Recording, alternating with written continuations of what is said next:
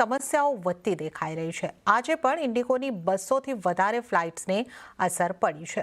3 દિવસમાં 500 ફ્લાઇટ્સ રદ થઈ છે। સિવિલ એવિએશન મંત્રી મોહન નાયડુએ તમામ સ્ટેક હોલ્ડર્સને સાથે બેઠક બોલાવી છે। આ તરફ ડીજીસીએ પણ ઇન્ડિગોના અધિકારીઓની સાથે બેઠક કરી છે।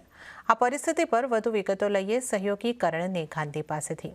કરણ, ઇન્ડિગોને લઈને હાલમાં કેવી પરિસ્થિતિ છે? જી, તો છેલ્લા 3 દિવસમાં આપણે ઇન્ડિગોની 500 જેટલી ફ્લાઇટ્સ રદ થતી જોઈ હતી અને આજે ઇન્ડિગોની સમસ્યા છે તે યથાવત છે। આજે પણ ઇન્ડિગોની 200થી વધુ ફ્લાઇટ્સને અસર પડી હોવાના સમાચાર છે। સાથે જ ઇન્ડિગોનું જે ગઈકાલનું ઓટીપી એટલે કે ઓન ટાઈમ પરફોર્મન્સ હતું એ 20% કરતાં પણ ઓછું હતું। માત્ર 19.7% પર ઓટીપી નોંધાયું હતું ગઈકાલે। સાથે જ આજે ઉડાન રદ થઈ છે તેનાથી જે મુસાફરો છે તેમને ભારે હાલાકીનો સામનો કરવો પડ્યો છે, જે દ્રશ્યો આપણે જોઈ રહ્યા છીએ। સાથે જ સવારથી આજની વાત કરીએ તો આજે સવારથી દિલ્હીથી ડિપાર્ચર થતી 30 ફ્લાઇટ રદ થઈ હોવાના પણ સમાચાર છે, જેને કારણે એરપોર્ટ પર પણ થોડી અફરાતફરીનો માહોલ જરૂરથી છે જ। બીજી તરફ હૈદરાબાદથી પણ ઘણી ફ્લાઇટ્સ જે છે તે કેન્સલ થઈ હોવાના સમાચાર છે।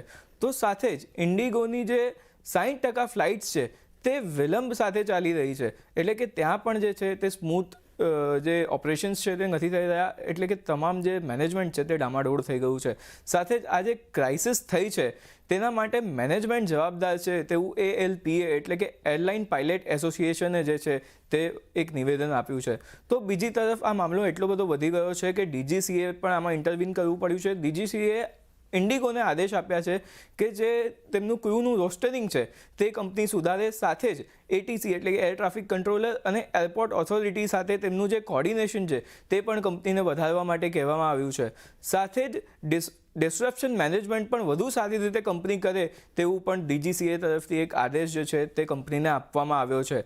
સાથે જ FIP એટલે કે ફેડરેશન ઓફ ઇન્ડિયન પાયલટ નું જે એસોસિએશન છે, ફેડરેશન છે, તેની તરફથી પણ એક મોટું નિવેદન આવ્યું છે। તેમણે ચોખ્ખું કહી દીધું છે કે ઇન્ડિગોની આ જે સમસ્યા થઈ છે તેમાં FDLT એટલે કે ફ્લાઇટ ડ્યુટી ટાઈમ લિમિટેશન્સ છે તેનો કોઈ પણ રોલ નથી, એટલે કે અલ્ટિમેટલી અત્યારે કંપની જે છે તે ચોક્કસપણે ઘેરામાં આવી ગઈ છે। હવે આની જે અસર છે તે માત્ર ઇન્ડિગોના પેસેન્જર સુધી જ સીમિત નથી, પરંતુ જે બીજી ફ્લાઇટ્સ છે તેમાં પણ હાઈ ડિમાન્ડના કારણે આપણે ભાવમાં મોટો ઉછાળો જોઈ રહ્યો છે। આ ચાર્ટ તમારા સ્ક્રીન પર છે, જ્યાં ન્યૂનતમ ભાડું દિલ્હીથી મુંબઈ સુધીનું 24,000 રૂપિયા સુધી પહોંચી ગયું છે, તો દિલ્હીથી બેંગ્લોરનું જે ભાડું છે તે 19,000 રૂપિયાને પાર નીકળી ગયું છે। સાથે દિલ્હી કોલકાતા 31,000 સુધી ભાડું આપણને પહોંચતું દેખાયું છે। મુંબઈ દિલ્હી જે સૌથી બિઝી રૂટ માનવામાં આવે છે એવિએશનમાં, તેનું ન્યૂનતમ ભાડું જે છે તે પણ 21,000 રૂપિયા સુધી પહોંચી ગયું છે। સાથે મુંબઈ બેંગ્લોર એ પણ એક બિઝી રૂટ છે એવિએશનનો, ત્યાં પણ ભાડું જે છે તે ન્યૂનતમ સ્તરે જ પણ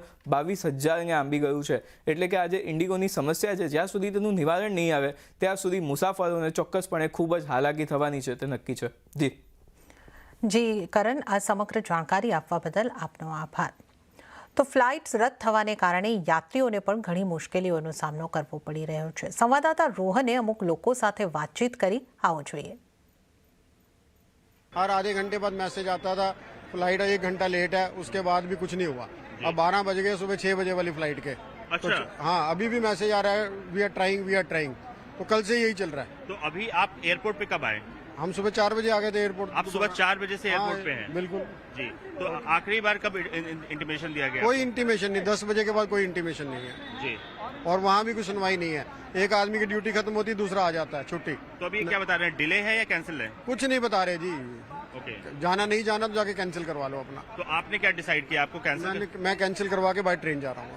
आज मॉर्निंग 5:30 को थी जी, और मुझे पहुंचना था वहाँ पे 8:30 को। 8:30 को जी। तो कब आपको पता चला कि आपकी जो फ्लाइट है वो कैंसिल हो गई है? रात में 11:30 को मालूम हुआ, मुझे मैसेज आया जी कि आपका टिकट फ्लाइट कैंसिल हो गया बोल के। जी। तो मैं एयरपोर्ट में गया, वहाँ पे जाने के बाद मैंने रिपोर्ट करने के बाद मुझे उन्होंने बोला जी। आपको ऑप्शन अगर दूसरा होना, आपको या तो रिफंड पेमेंट मिल जाएंगे, नहीं तो फिर आपको दूसरा फ्लाइट दिया जाएगा। वो दूसरा फ्लाइट दीजिए मुझे जो फास्ट होना, तो उसकी वजह से मुझे ये फ्लाइट दिया वाला है। जी। तो अब सुबह से आप हैं, कुछ रिफ्रेशमेंट या कुछ चीज पूछा गया आपसे? नहीं, कुछ भी नहीं पूछा ऐसे। कोई रिफ्रेशमेंट नहीं?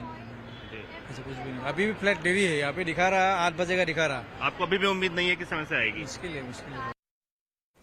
તો ઇન્ડિગોના વિવાદની વચ્ચે ઇન્ડિગો એરલાઇન્સની ફ્લાઇટને બોમ્બ હોવાની ધમકી મળ્યા બાદ તેને અમદાવાદ ડાયવર્ટ કરવામાં આવી હતી. એરલાઇને જણાવ્યું હતું કે આ ફ્લાઇટ મદીનાથી હૈદરાબાદ રૂટ ઉપર છે અને તેને અમદાવાદ ડાયવર્ટ કરવામાં આવી છે અને તમામ માનક સુરક્ષા પ્રોટોકોલનું પાલન કરવામાં આવશે. સુરક્ષા અધિકારીઓએ જણાવ્યું હતું કે ફ્લાઇટ અને મુસાફરોની સલામતી સુનિશ્ચિત કરવા માટે તમામ જરૂરી પગલાં લેવામાં આવી રહ્યા છે. સુરક્ષા એજન્સીઓ ફ્લાઇટ દ્વારા ઊભા થયેલા કોઈપણ જોખમોની સંપૂર્ણ તપાસ કરી રહી છે. ઇન્ડિગોએ પણ પુષ્ટિ આપી હતી કે સુરક્ષા પ્રોટોકોલનું પાલન કરવામાં આવી રહ્યું છે અને મુસાફરોની સલામતીને પ્રાથમિકતા અપાશે. મદીના હૈદરાબાદ ઇન્ડિગોની જે ફ્લાઇટ હતી તેને અમદાવાદ એરપોર્ટ પર છે તે ડાયવર્ટ કરવામાં આવી છે. અમદાવાદ એરપોર્ટ પર જે ફ્લાઇટનું લેન્ડિંગ કરી દેવામાં આવ્યું છે અને ફ્લાઇટનું ચેકિંગ કરવામાં આવી રહ્યું છે. ફ્લાઇટમાં શંકાસ્પદ વસ્તુ હોવાની જાણકારી છે તે મળી હતી અને ત્યારબાદ અમદાવાદ ATCનો સંપર્ક કરવામાં આવ્યો અને અમદાવાદ એરપોર્ટ પર લેન્ડ થવા માટેની પરમિશન લેવામાં આવી છે. અમદાવાદ એરપોર્ટ પર ફ્લાઇટ લેન્ડ થઈ ગઈ છે અને અત્યારે જે રીતે અફવા હતી, જે જાણકારી મળી હતી, મેસેજ મળ્યો હતો, તેને લઈ ફ્લાઇટમાં હતો તમામ લગેજ અને તમામ પેસેન્જરોની પૂછતાછ કરવામાં આવી રહી છે. ચેકિંગ છે તે ચાલી રહ્યું છે, પરંતુ કોઈ શંકાસ્પદ વ્યક્તિ હોવાની પણ જાણકારી છે તે મળી રહી છે. ત્યારે અત્યારે સુરક્ષા એજન્સીઓ દ્વારા છે તે સતત તપાસ કરવામાં આવી રહી છે અને તપાસ પૂર્ણ થયા બાદ જ ફ્લાઇટને ટેક ઓફ કરવા માટેની પરમિશન આપવામાં આવશે.